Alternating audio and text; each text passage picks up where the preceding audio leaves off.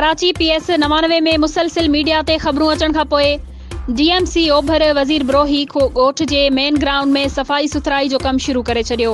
वज़ीर ब्रोही ॻोठ जे main ground में शहरियनि पारां उछलायल गंद किचरो केतिरनि ई महीननि खां पयल हुयो, जंहिंखे खणाइण लाइ वज़ीर आला सिंध जे सलाहकार इक़बाल साद नोटिस वठंदे DMC ओभर खे हुकुमनामो जारी कंदे सफ़ाई सुथराई लाइ अमले खे मुक़रर करे गंद किचरो खणाए मुकमल तौर ग्राउंड जी सफ़ाई कराए छॾी। उन मौक़े ते PP अॻवान अब्बास खोखर, बाबू चांडियो, जाफ़र बुरफ़त सहाफ़ियनि खे ॿुधायो त PS 99 में PP जो जनरल सेक्रेटरी लाला रहीम पंहिंजा नवाज़ण वारी पॉलिसी में पूरो आहे। मनपसंद इलाइक़नि में तरक़ियाती कम कराया विया आहिनि, पर वज़ीर ब्रोही ॻोठ में हिन महल ताईं को बि तरक़ियाती कम नाहे थी सघियो।